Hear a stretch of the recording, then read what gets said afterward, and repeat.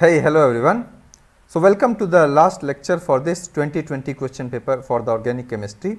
So, in this session we are left with only 4 questions. So, we will be doing these 4 questions, and with this we will be finishing the organic portion of the 2020 GATE question paper. So, let us start with question number 32. So, it asks, the question is the rate of sololysis for the given compound is in the order. Okay. So, rate of sololysis like how much solvent goes and stabilizes it, goes and forms a bond with it. Okay. In order it is asking, so you are having P, Q, R, S and T, and X is common here. So, what is the X? X, as you can see, is a carboxylate ion and para position is nitro. So, it is a wonderful leaving group, excellent leaving group because negative charge is stabilized. So, it basically what we are talking about is once this leaves, how fast this will leave will depend upon how much you are able to stabilize the carbocation. So, that carbocation is the intermediate, because here it is asking rate of sololysis. So, rate basically talks about kinetics of reaction. So, whenever you think about kinetics of reaction, we talk about stability of intermediate. So, if intermediate is stable, that means reaction will happen faster. So, in which of the carbocation is most stabilized here, that is what we are talking about. Okay. So, various choices are there. So, basically in this question how much it will be stabilized will depend upon the stabilization provided by the following groups. So, none of the groups you can see is providing normal resonance. So, you have cyclopropyl ring, you have pi at beta position, and then you have another cyclopropyl ring, it does not look normal. So, basically this question talks about anchimeric assistance or neighboring group participation involving non-classical carbocation. So, we will try to understand what is classical and what is non-classical carbocation.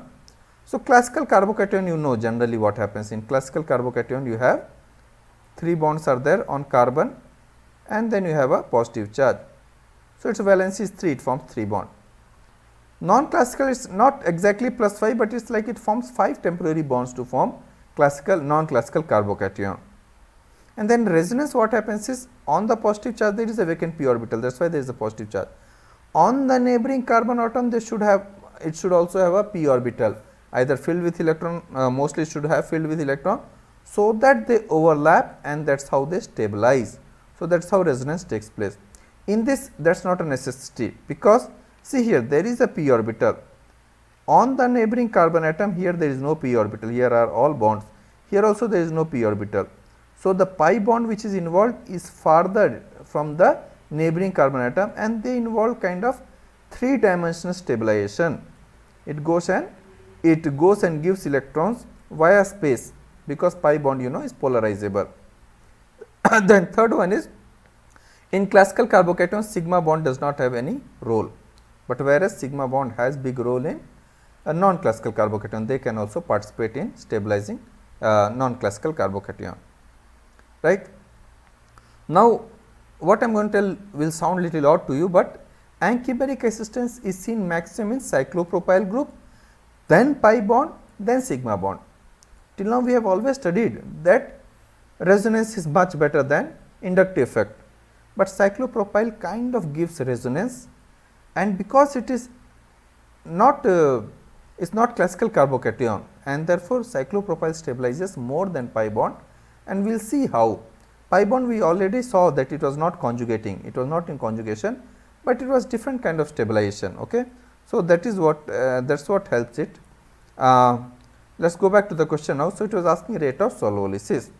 So, what it says is once the leaving group is leaves, the positive charge is formed, how well you are able to stabilize it and how well you are how fast you are making the leaving group leaves.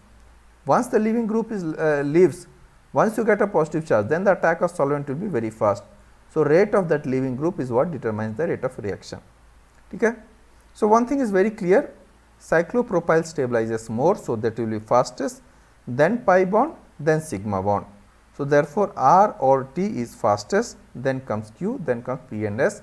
Why do I say that? Because you see here R and T says is the highest, because R and T involves cyclopropyl ring. And then it says then Q. Why? Because Q involves pi bond and then sigma bond, that is P and S.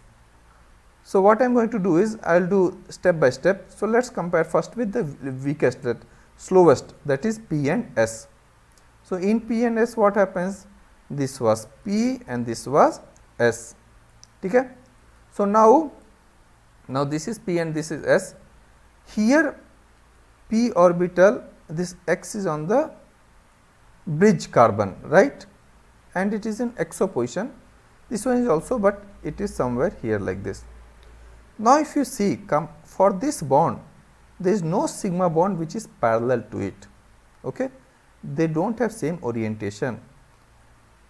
If anchimeric assistance has to happen with the sigma bond, then the leaving group bond and the sigma bond involved should be anti-periplanar to each other. So, they should be parallel and therefore, it will go and support.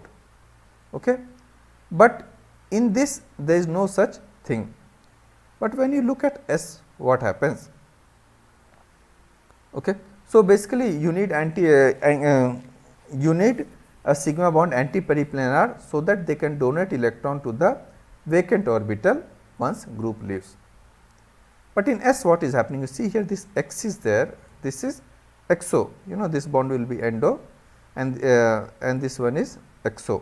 So, this is exo, this bond and this sigma bond, they are parallel to each other and therefore, they are anti-periplanar to each other. Okay. It will stabilize the carbocation here if p orbital is there, vacant orbital is there. So, this will help in removal of this group, and once this is removed, these two orbitals will overlap and it stabilizes. So, how it happens is this goes and comes, this leaves and you get stability. This is non-classical carbocation. Basically, what happens here is, I have not drawn, but basically what happens is, this is there, there is a anti-bonding orbital. This anti-bonding orbital gets electron from this sigma bond. So, you are stabilizing this anti-bonding orbital, that is for this leaves, and then it is stabilized because of this sigma bond involved. So, look here, there is kind of 5 bonds. So, that is why the valency is plus 5 here. So, what happens here is when this sigma bond leaves, you get a positive charge here also. So, the positive charge no longer remains here. So, positive charge is coming here and also this is involved.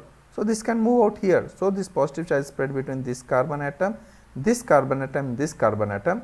So, that is what I am showing, positive charge spread around 3 carbon atom. So, this is classic case of non-classical carbocation where sigma bond is involved. But whereas in P, no such anchimeric assistance is there because of absence of correct orientation. So, very clearly S is faster than P. Now, let us look at Q. Q we know it is in between, but still we have to explain.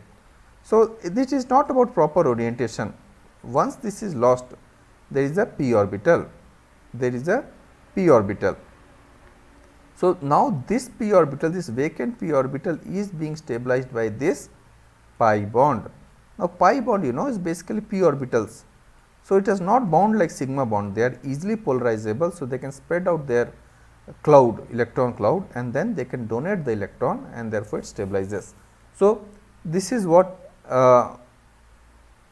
that is how the pi bond stabilizes, and therefore, pi bond is more polarizable than sigma bond, and therefore, pi bond reacts faster than sigma bond, and thus that is the rate of reaction. You understand this? This is what is attacking here, and you leave, you get positive charge. So, once this goes and attacks here, you get a positive charge here, then this you can show coming here. So, you get a positive charge here, and then you get a positive charge here also. So, like the positive charge spread between these 3 atoms, and therefore, it is non-classical carbocation, right.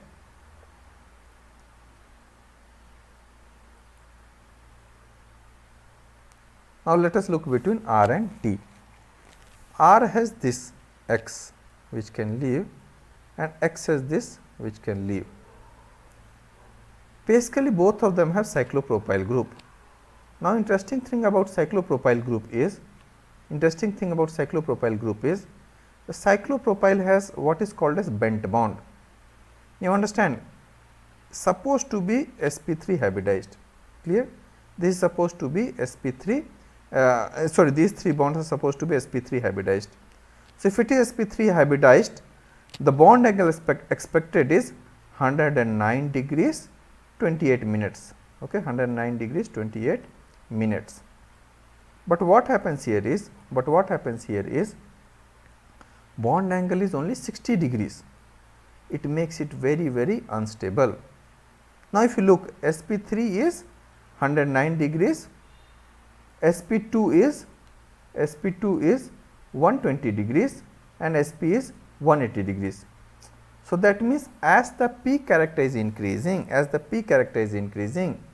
bond angle increases. So, what it does? It does some compromise. What compromise it does is, this CH bond is there, no? It gives away some of its S character to, sorry, some of its P character to this CC bond. So, this CH bond instead of CH3, no, instead of sp3, it is more like sp2 hybridized, whereas this gets something they call sp5, which is again a theoretical term, mostly they use this term in Jerry March book. Okay. So, this becomes sp2, this becomes sp5. So, it has more of p character, so that the bond strain is there, that angular strain reduces.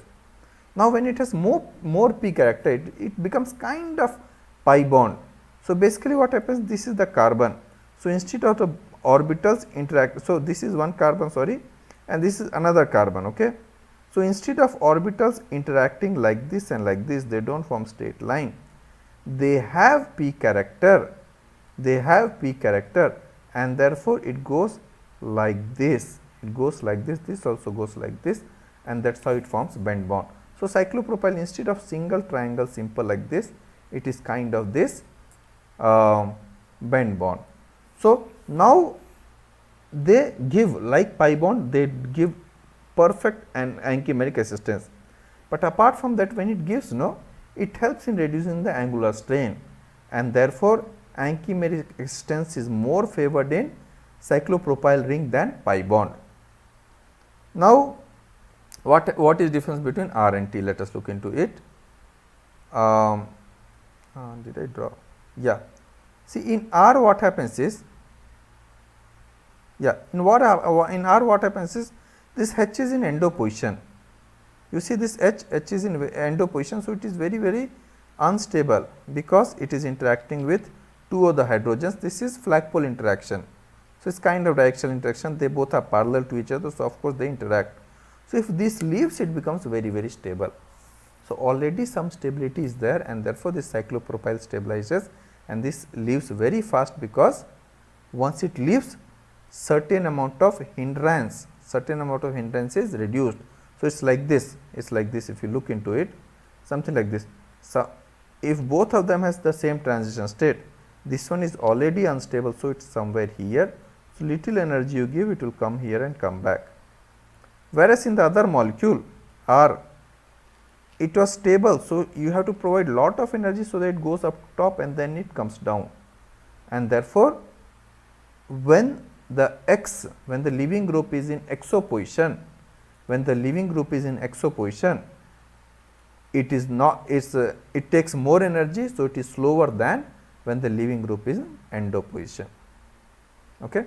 In exo, what is happening is same cyclopropyl, this is also there, they all stabilized by the cyclopropyl ring, but only thing is initially it was stable, and therefore, it is not as much favored as when it was unstable, when the leaving group was in endo position. Here the leaving group in exo position, and therefore, T was faster than R, which in turn was faster than Q, and in turn faster than S and P. Okay. Let's move to next question. Next question is quite tough. Okay, I would say. In the following reaction sequence, the major product Q and R. So, they have this aryl halide, they are reacting with alkyne, which has silicon attached to it, but important thing is they specifically showed this hydrogen. Okay. So, it is a terminal alkyne. They are reacting in presence of PD0 salt, PDPS3 twice Cl2, copper iodide, Et3N, and Et3N is basically triethylamine, it is a mild base, and presence of heat. And then second step, they are reacting with TBF, then borate, and then with water. They are asking what is the P, and then P reacts with this and this. So, they are getting two different products. The question is what is Q and what is R. So, of course, you will expect some very tough questions. So, this is one of those questions. We need to know only what is Q and what is R. So, if you think that I will just look at it molecule and will get the product, you will not get it. You have to solve step by step. Let us go. So, first one you have to know this is the named reaction. You know, named reaction, good thing about named reaction is they do not change with time. You get a name for a reaction only when it is very, very repeatable. So, this is Sono-Gashira reaction. In this what happens is terminal alkyne is coupled with aryl halide or vinyl halide under palladium catalysis. So, basically you have either vinyl halide double bond and then X, or you are having aryl halide, aryl benzene ring is then X is there. Then you have terminal alkyne. So, its kind of HX is lost, HX is lost, and then binding happens between these two. So, alkyne carbon is attaching with the aryl group. So, of course, it looks very, very tough how it happens, but whenever metals, transition metals are involved, organometallic, mechanism becomes very, very different. I won't say it is very tough, it has repeatability, but it takes time to understand. If you understand normal classical organic mechanism, then this one is little complicated, but everywhere it involves base oxidative, basically it involves oxidative oxidation, oxidative addition. So, mechanism, let us look at it. So, first thing is you are having a terminal alkyne. Now, terminal alkyne, this proton is very mildly acidic, and in presence of base and specifically in presence of copper. So, this Hi leaves, this I minus takes away this proton, okay, and copper gets involved. So, once copper is there, copper you know is a metal. So, if copper is metal, it will have to have positive positive polarity, and carbon will have negative, because metals by definition is electropositive in nature, right. So, we are having this negative charge, that is one. So, this is there. Second, what happens, you are having aryl halide. So, aryl halide you used PDPS3 twice Cl2, right. So, PD0 is there. So, this L is ligand. So, here PPS3 twice is there. So, it basically breaks, palladium gets inserted, that is what is called oxidative addition, oxidative insertion, okay, oxidative insertion. So, palladium gets inserted here, aryl is attaching on palladium, similarly X is attaching on palladium. So, we have shown these two. Now, what happens? Now, these two are combining. So, you can very easily understand, here there is negative charge. So, this negative charge goes and attacks on aryl group. So, when it attacks an aryl group, first they go and combine, they form something like this. Let me show you what has happened. First this goes, okay, this negative charge, this goes and attacks palladium, and this X minus leaves, okay, this X minus leave. So, basically copper is getting out and X minus is leaving. So, it forms copper halide or whatever is the leaving group here. So, X is basically iodide, here it was iodide, right, I hope so, yeah, it was iodide. So, iodide is what is leaving here, and where am I? Yeah, and you are getting this kind of transmetallation, and then this goes and attacks here, and you are getting this coupled product. So, first was oxidative insertion, and last step is reductive elimination. That is what happens in all organometallic mechanisms, right. Let us go to next one. So, you are having this molecule and you are reacting with this molecule. So, very clearly there is a terminal alkyne. So, you will understand HX will go off, and you get this product. Next step, what they added, tributyl ammonium fluoride. We can write short form, we write as TBAF, TBAF.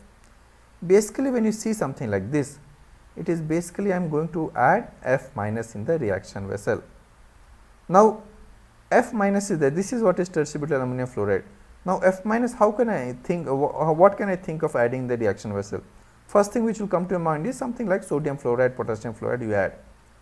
But understand, you are carrying out reaction in solvents, organic solvent. Organic solvents are quite nonpolar compared to salts. So they will not dissolve at all.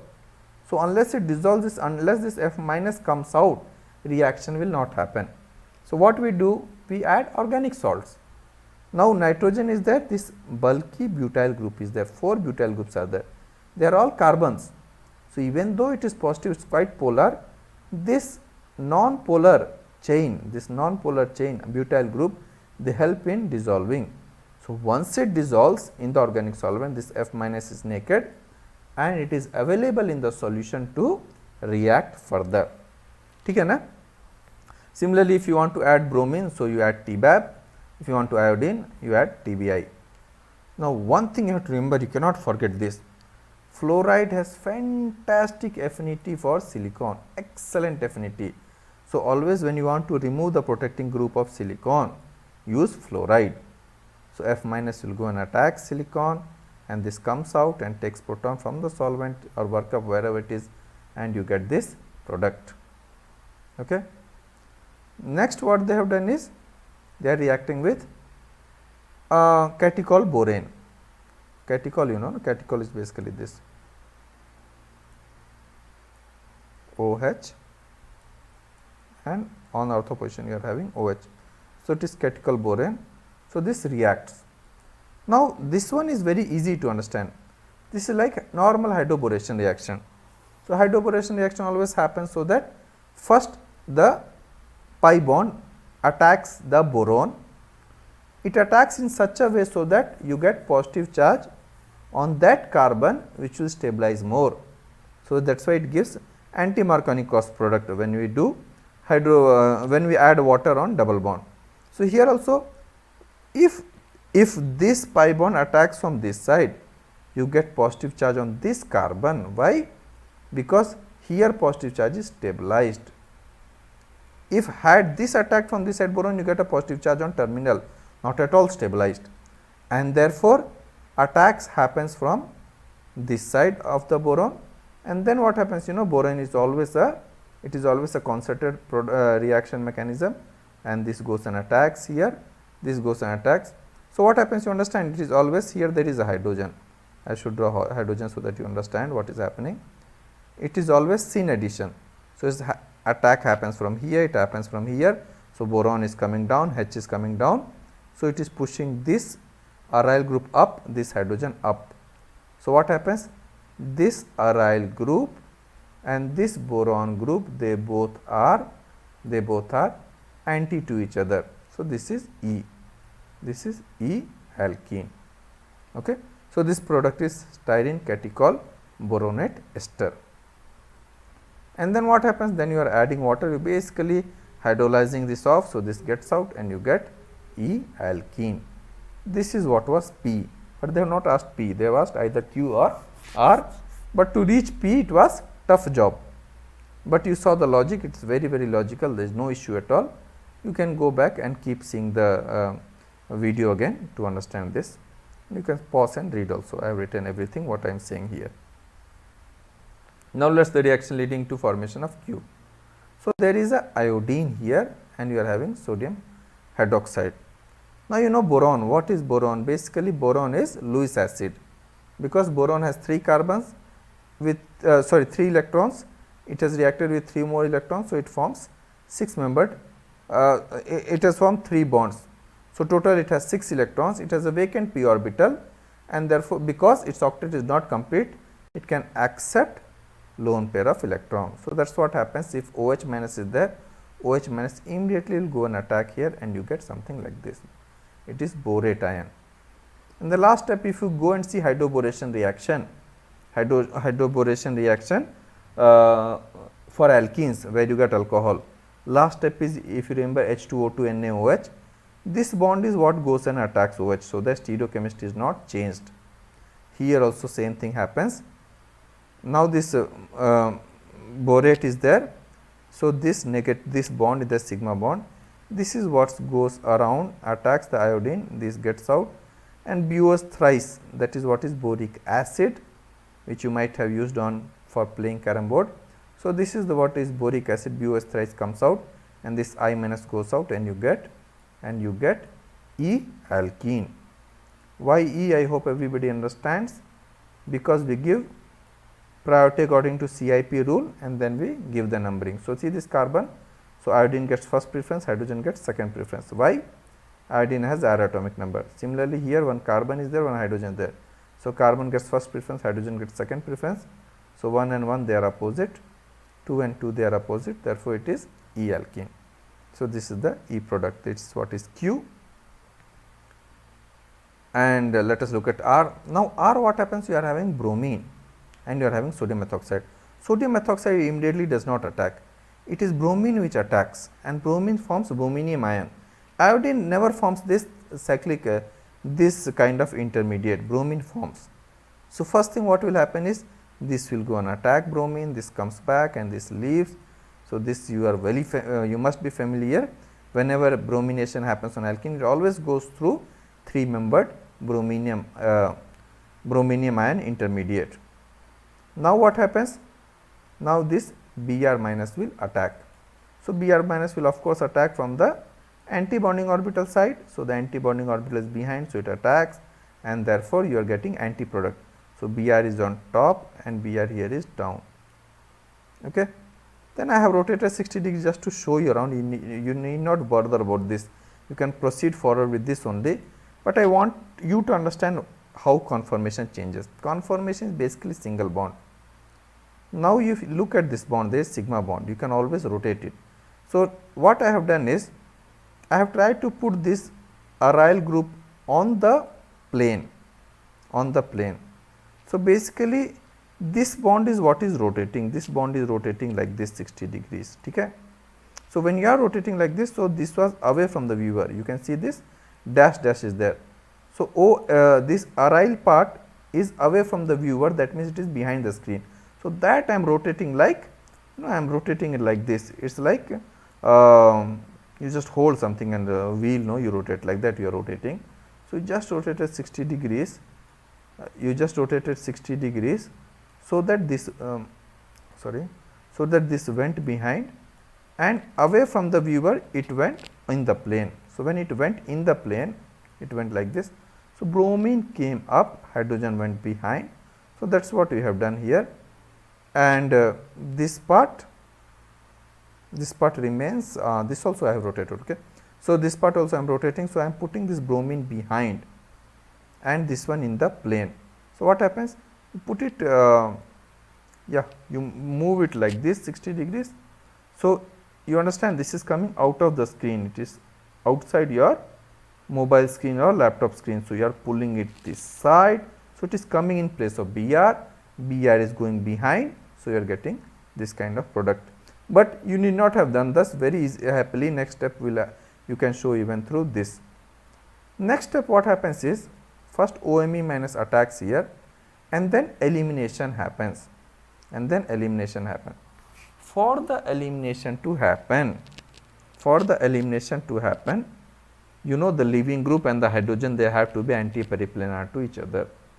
So, here also this group and the bromine has to be anti-periplanar to each other.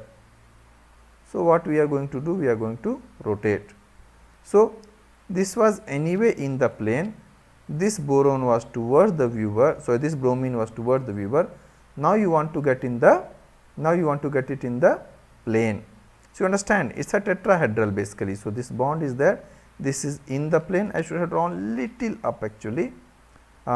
This is in the plane and this bromine is coming outside the screen and this hydrogen is behind the screen. Now, I want bromine to come in place of this, correct? I want bromine to come in place of this. So, I will just rotate it like this. So, what happens? I am rotating 60 degrees. So, bromine is coming in place of this methyl group, this aryl group. When I am rotating like this, what happens? Aryl group is going behind. So, aryl is coming position of hydrogen, hydrogen is coming front. So, are getting like this, and this was already this was already in the plane. So, now the elimination happens, this bond comes here and this bromine goes off and you are getting this. So, now you are having the aryl and bromine on the same side and therefore, you get Z alkene, this was R. So, B is the answer, this is Q and this is R. Okay. Let us move to next one. It says among the following sets, so this and this, the total number of set of diastereomeric pairs. So, first let us understand what is diastereomer.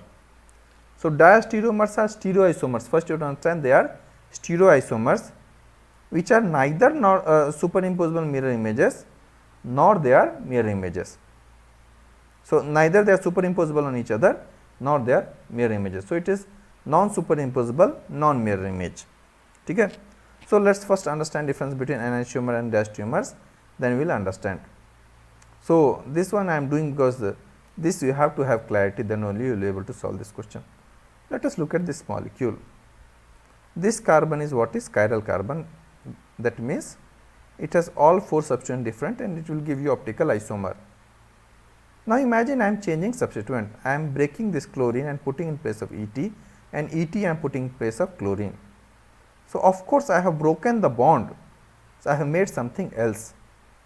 If it is something else, it should show some difference in properties, but all that physical and properties are exactly same boiling point, same melting point, same polarity, NMR will be same reactions, but somewhere the difference is seen. So, one of them will be levorotatory, one of them will be dextrorotatory.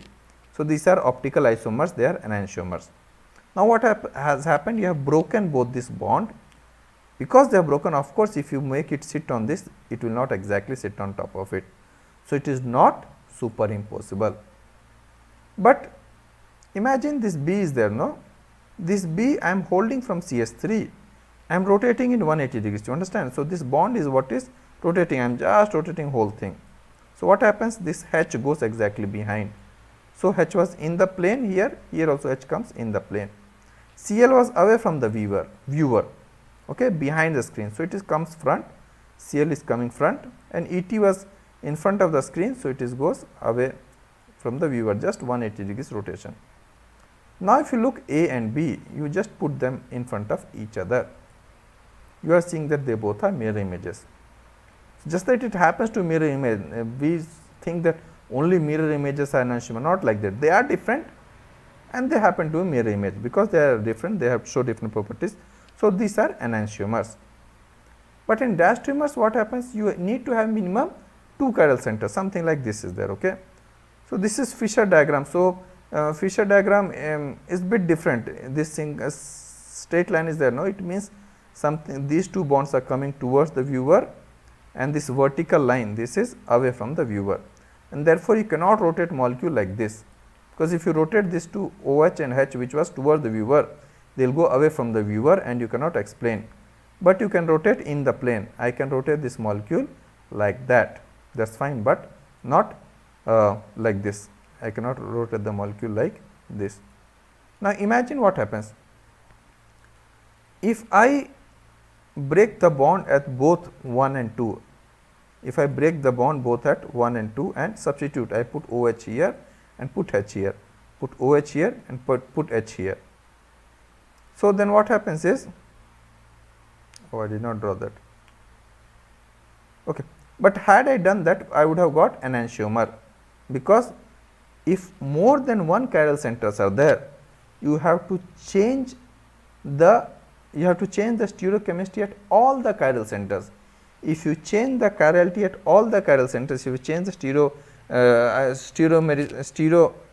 stereochemistry of all the chiral centers, then you get enantiomer. But imagine if you are changing only 1. So, what I have done here is, only at carbon number 2, I am changing, putting OH here and putting H here. So, now what has happened? Now, if you compare between this and this, let me make it little small so that you understand. Yeah. Now, look at this molecule. This part I have not changed. So, this is exactly same. that means these two will be superimposable, correct na? But this will not be mirror image, this part will not be mirror image because they are identical. Mirror image means left becomes right, right becomes left, right? But this part what has happened, this part what has happened, exactly like what when I talked about enantiomer, this part I have broken the bond, this OH has come in this place, H has come here. So, of course, these two are not superimposable anymore, but these two are mirror images. So, one half is mirror image, other half is superimposable. So, overall what has happened to the whole molecule? The whole molecule is neither superimposable nor it is mirror image, it is half of is distributed. Similarly, I gave this example of glucose. You can read all this slowly, you can read. Same thing what I have said is written here. Now, let us take example of alpha D glucose and beta D glucose. Now, if I change stereochemistry at all the carbons, then I will get enantiomers of D glucose, I will get L glucose. But imagine just I am talking alpha D glucose and beta D glucose. So, you know, at position number 1 OH is down, then it is alpha. When OH is in equatorial position, it is beta. So, now you have changed stereochemistry at only carbon number 1, rest all remains same. So, rest all are superimposable, but this part is now mirror image. So, overall molecule is neither mirror image nor it is superimposable. So, alpha D glucose and beta D glucose are also diastereomers. Okay. So, now let us look at molecule one by one. So, this is there, A and B is there, you are having pH and you are having S. So, let us just we can look at it as mirror image, they are in front of each other. Okay. So, if they are in front of each other, but this side H is there, this side OH is there. So, they are not mirror image. If mirror image means if this side H is there, this side also H should be there. So, we will try to see if it is one and the same. Just rotate this to 180 degrees, you know, hold this and rotate whole molecule 180 degrees, and then we will start seeing the difference. So, once I rotate 180 degrees, what happens? This pH has come this side and this pH has come this side, and now this carbon is here. So, this was away from the viewer. So, when you rotate 180 degrees, so what happens? This come front and this hydrogen goes behind. So, this part is front, hydrogen is behind. Similarly, here what has happened? OH has come front, H is behind. Now, compare between A and B, it is still B because I have just rotated, I have not done any other thing, whole molecule I have rotated. So, now you look what happens, this side NH was front, here also NH is front, H is away from the viewer, H is away from the viewer, this OH is towards the viewer, this OH is towards the viewer, this H is away, this H is away. So, these two are identical, so they are not diastereomers, they are exactly superimposable. Superimposable means they are one and the same. Now, let us look at this molecule, these two A and B. So, here what happens? You know, they are mirror images if you look only from C/O point. When you look at the mirror, what you see first? You see nose first because nose is coming out. So, in the mirror also you will see the nose first. So, you are seeing C/O, and you see here this one, there is hydrogen, which is towards, here also hydrogen is towards. So, it is fine, this looks like mirror, this looks like mirror. So, this part is enantiomeric part. Okay. So, these two are mirror images, but here what has happened is, this is away from the viewer and this one is towards the viewer, and this part is again mirror image. So, M is towards the viewer, this is there, but here what is happening is, this is towards the viewer and this is away from the viewer. That means, if I rotate it 180 degrees, then the CO goes behind and this also goes away from the viewer, this part. That means this part is superimposable, this part is superimposable, this is identical as this. I have to rotate 180 degrees either of them to see that, whereas this part is mirror image.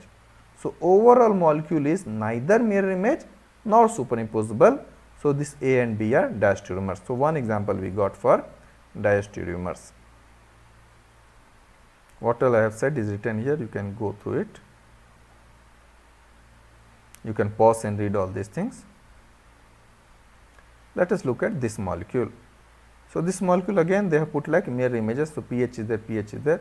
I go behind. So, what happens? This Me is towards you, this Me is away from you. So, this is not mirror image. So, it is identical, but I am pretty sure if I rotate it 180 degrees, then what happens? Then this pH is on the right side, this pH also will go on the right side, and this Me will come towards the viewer. This is also towards the viewer, so identical. Similarly, this Me is towards the viewer, this is away from the viewer, so it will become towards the viewer. This is also identical, and this is anyway remains same. So, these two are again identical. So, neither enantiomers nor diastereomers. Okay. Think about it, this needs lot of thinking, like whatever I said, think about it, rewind it again, read it, and then think about it, keep rotating the molecule, then you will get it. So, they are identical, they are not diastereomers. Next question, look at here. So, here they have not drawn as mirror image, they have given you directly. This is side is NH2, this is NH2, this is Me, that means H is away from the viewer, here also H is away from the viewer. So, this part is superimposable, right? Here what is happening is COH is on the plane, OH is coming out of the screen, this H is inside the screen, okay, away from the viewer, you are the viewer.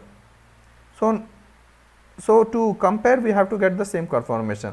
So, let us here COH is in the plane but down. So, rotate it 180 degrees, so that COH gas goes up.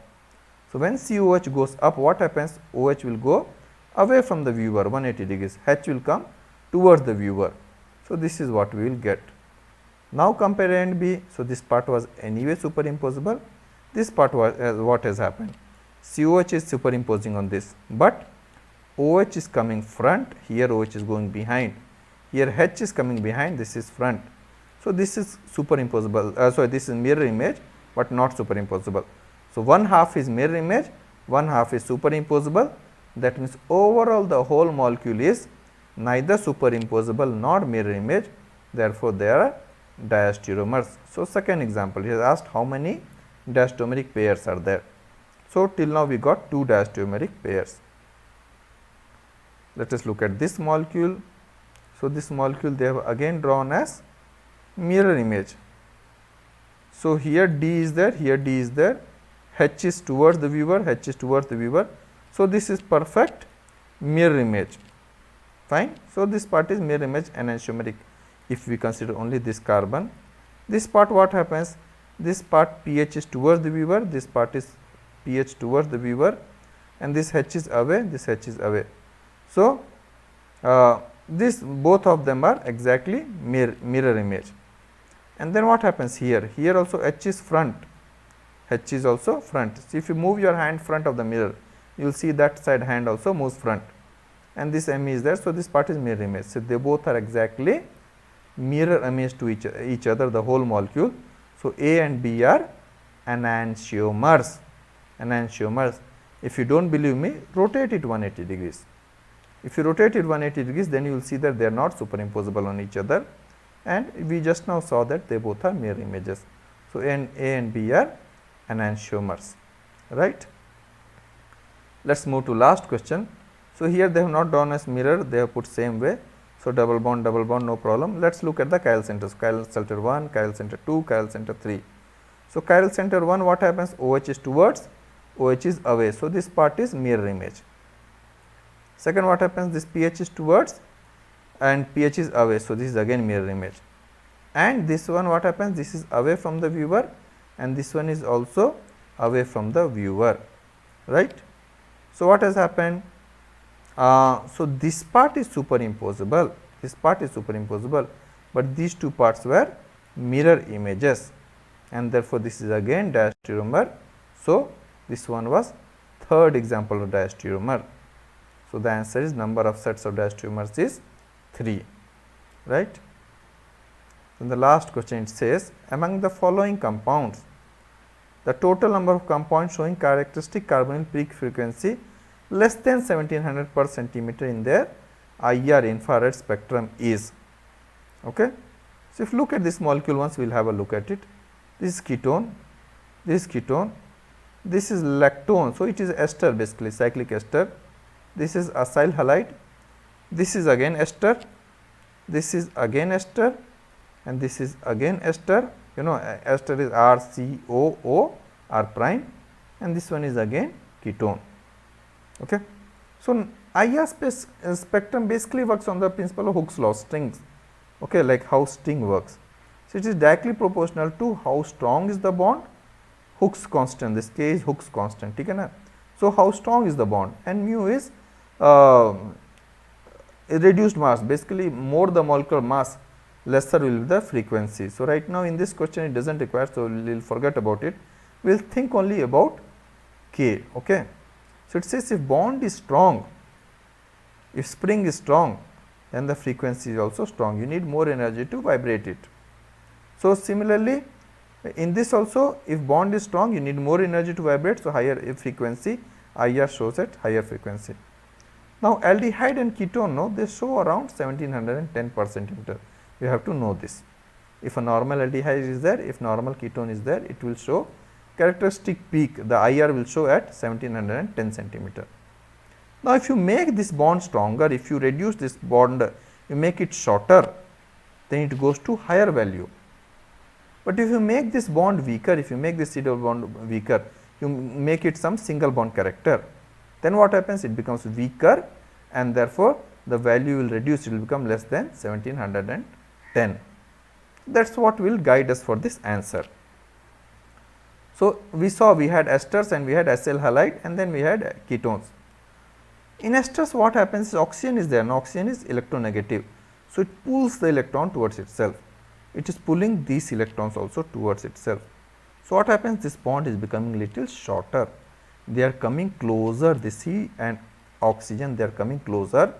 So, this bond becomes stronger, and because bond becomes stronger, you need more energy to vibrate, and therefore, frequency increases, the value of the frequency increases. So, esters generally show at 1735. Acyl halide also same thing happens, halogens, you know, are electronegative, so to pull the electron, it goes even to higher value 1810 per centimeter.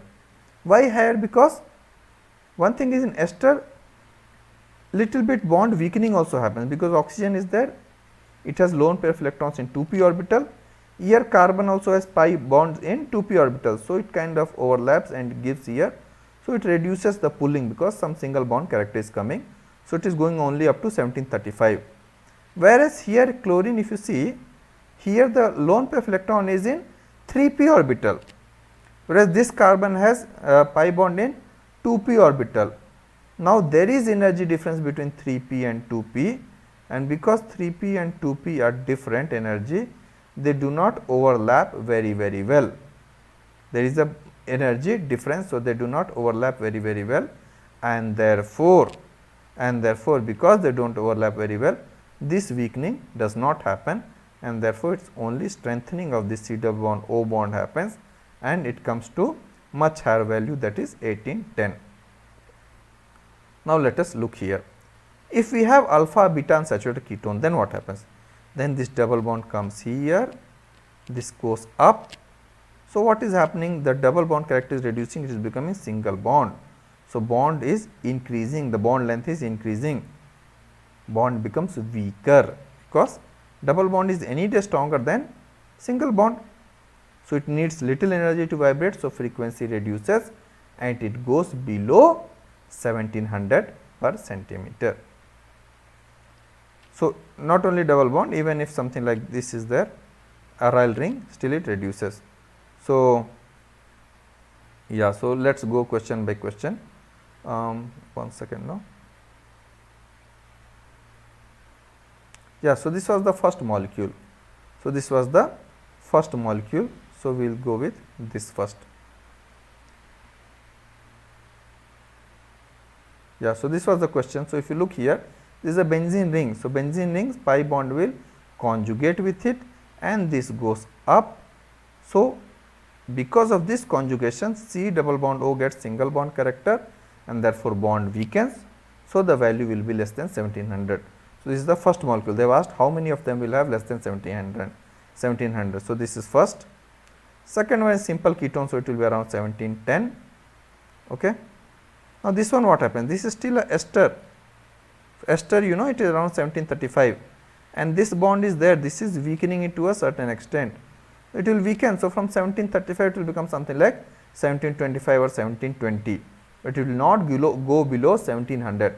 If it was normal ketone, it would have gone below 1700, because it is ester value is around 1735. So, value is decreased little bit because of this conjugation double bond, but still above 1700. Look at this molecule. Now, what happens is acyl halide. So, again value goes up to 1810. Now, this double bond is coming here and it is reducing this character as a double bond character, but still from 1810 how much it can reduce? It can reduce maximum to 1760 or 1770. It will definitely never ever go below 1700. This is plain ester, so 1735. This one what happens is this is again ester. So, ester is pulling, so around 1735. So, this is giving electron, and even oxygen is coordinating, it is helping in delivering electrons to this one by conjugation, but still it will not go below 1700. This one what happens is this is normal ester, there is no conjugation. So, it will be around 1735 per centimeter. This molecule is very clear cut alpha beta unsaturated ketone. So, this comes here, this goes here, you get single bond character. So, it will be less than 1700. So, this is the second molecule. Okay. So, they are asked how many. So, the answer is 2. So, that is it for today's class. Thank you very much.